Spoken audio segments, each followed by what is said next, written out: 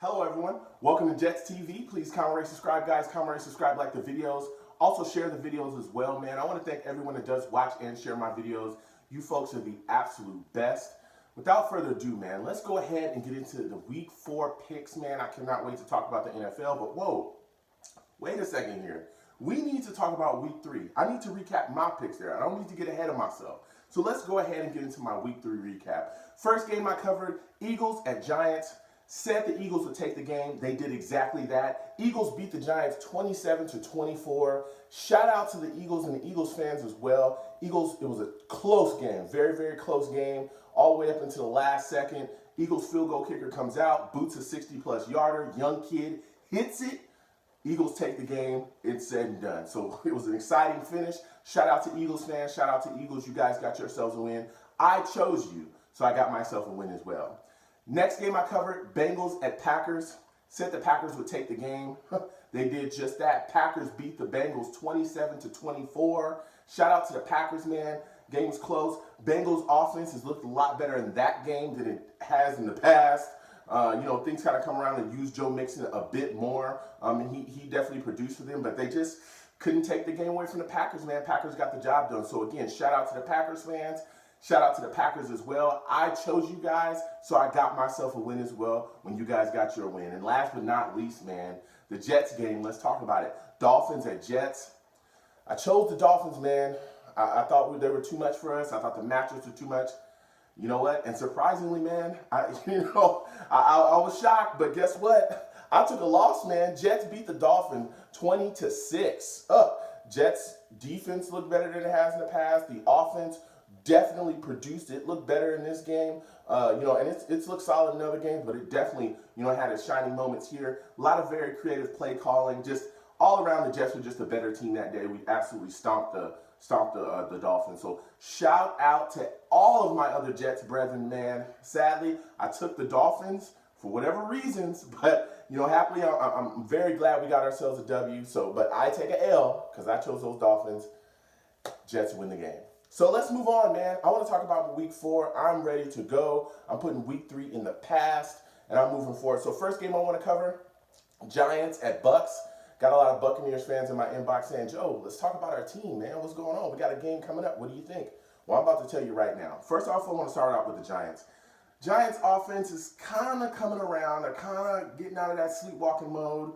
Eli had 2 picks in the last game against the Eagles. Things are kind of coming around.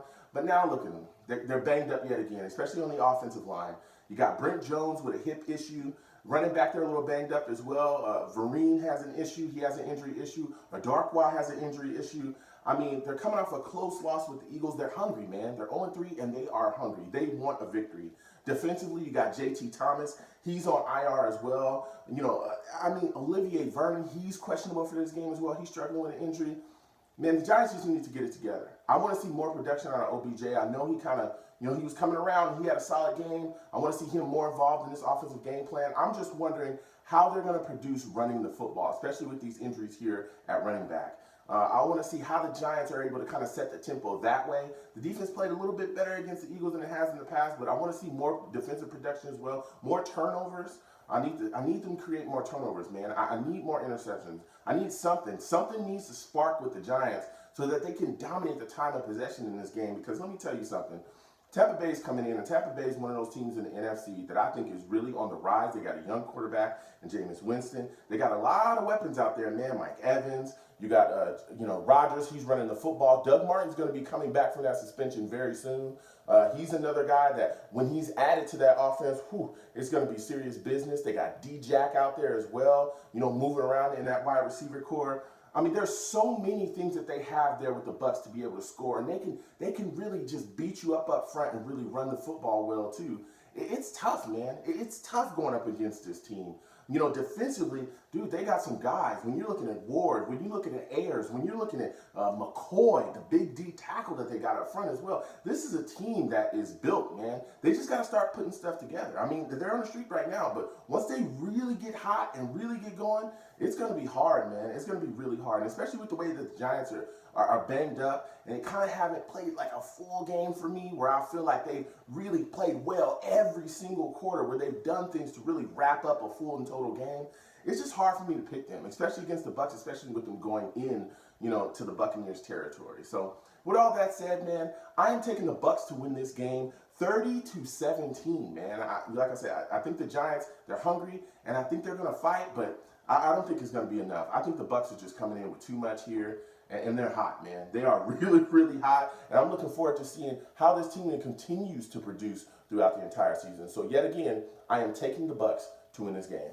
So next game I want to cover, Bills at Falcons. I got Falcon fans in my inbox as well saying, yo, you haven't talked about us, bro. What's going on here? Whoa, wait a second. I'm going to talk about you guys right now then. Don't attack me, all right? Look, Falcons are coming in here with a great offense as well. We all know about Matt Ryan. We all know about Freeman.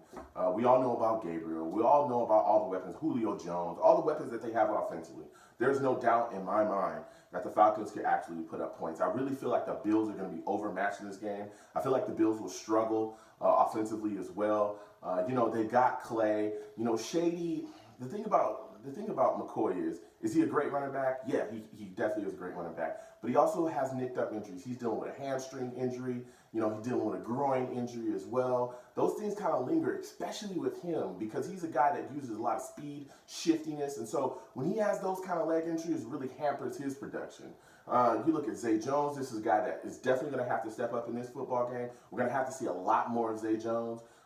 Jordan Matthews, I think, is going to have to be featured more. I just don't think the Bills have the weaponry available to them to really match up with the offensive production of the Falcons. I just don't. I see the Bills defense being on the field quite a lot, man. And then if you look at the defense of the Falcons, man, they can get after you as well. I mean, you got Upshaw out there, you got Jones out there, you got Reed out there. These are guys that get after it on that defensive line. Even though Vic Beasley is now, he's on the IR, they're going to be missing him for a bit. So that's going to be tough, man. But like I said, I think the Falcons are they're just going to roll, man. I think the Falcons, get this job done. So with that said and done, man, I am taking the Falcons 24-3. That's what I'm doing, man. Like I said, I think the Bills are just overmatched. I think the Falcons come in, run the football solidly, and everything will open up off of that because they just have so many options and so many weapons available to them offensively. So last but not least, guys, my favorite game, your favorite game, our favorite game, the Jets game, baby. Let's talk about it. I love this, man. I love this. Jags at Jets, man. Let's talk about it, man. Jags are coming in. Look, you got Blake Bortles here.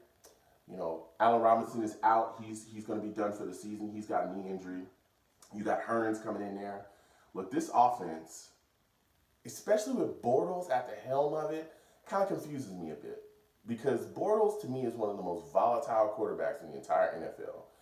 Because he can be absolutely awful one day and decently solid the next. I don't know. Blake Bortles is so up and down to me. I don't know where he places. Hearns is a solid target. Lee is a solid target. You got Leonard Fournette in there running the football extremely well. This is a young guy they just brought in, just drafted. He's tearing it up. He's doing his thing out there. But my thing with the Jets is that you have to take away the run game in this game. You cannot let Fournette become a factor in here. The same way we did with Jay Ajayi. We took Ajayi away from the game, and we said, Cutler, beat us. And that's exactly what you have to do here because, like I said, I think Blake Bortles is very volatile. But outside of that, I think the strength of this team is the defense, man. Let me tell you something. Jalen Ramsey playing some of the best cornerback in the entire league. You got Miles Jack. There's so many guys out there. Oboye's on the other side. You got Lee Jackson up front. This defense is serious business. Okay, this defense is serious business. So offensively, the Jets are going to have to take care of the ball. I think we're going to have to find some way to find some running lanes and just get something out of the running game. We have to keep them off balance. We cannot allow them to pin their ears back. We're going to have to be very careful throwing the football. You don't want to throw any crazy footballs up there because Ramsey and Oboye, they feast on them. They will pick that off, especially Ramsey. This kid, I'm over the moon about this kid. This kid has developed and become better every single year, man. He is playing absolutely awesome. So you have to be careful about that as well. We have to pick our matchups. I think our slot wide receiver, whoever that is, whether it be Stewart, because now that Peak is on the IR, hopefully we see a lot more of Stewart and a lot more of Hanson. moved around in the slot. They're going to have to win their matchups, man. They're going to have to, because with those two corners on the outside, I think they really hamper or slow down our production from the outside. I think Kearse won't have a big game in this game. I think whoever they decide to put it at the other side at number 2, whether it be Curley or anybody else, I think they're going to be struggling out there. So I look at our slot receivers. I also look at ASJ as well. This is a guy that's just come back. He had a solid game last game as well, a guy that I'm behind. I want to see a lot of footballs go to ASJ, because this guy is also going to have, matchups that I think that he can win as well.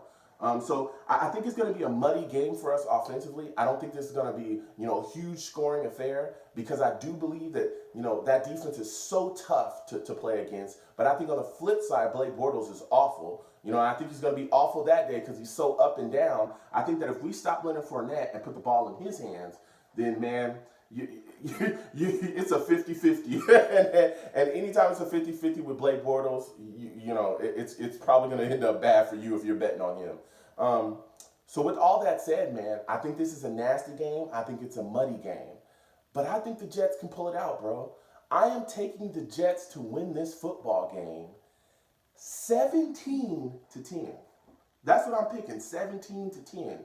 We got to play stout up front. I know Muhammad Wilkerson's a little banged up, but I think he'll be out there. He'll be all right. As long as Leonard Williams and McClendon comes out and they play the exact same way, our corners have got to be solid. I think that we can get the job done here. But we have to take Leonard Fournette away. We have to. And Adams is playing outstanding there at safety as well. But again, the focal point for this game is taking Leonard Fournette out of this game. He cannot be a part of this game, okay? Once he's out of it, you focus in on Blake Bortles and you take his head off. Because this kid, like I said, is volatile and I don't trust him, all right? So again, I am taking the Jets to win the game. So let me know, guys. Hit me up. Let me know what you think about my picks. Talk about your teams as well in my comments. Let me know what you guys, what do you guys have going on this week? What are you thinking about the matchups that you guys have as well? So again, I want to thank everybody for watching. Thank you guys for comment, rating, and subscribing. Please share the videos as well, man. Again, you guys are the best. Enjoy the times with your families, man. Enjoy the times watching football. It's going to be a great week. So have a good one, guys.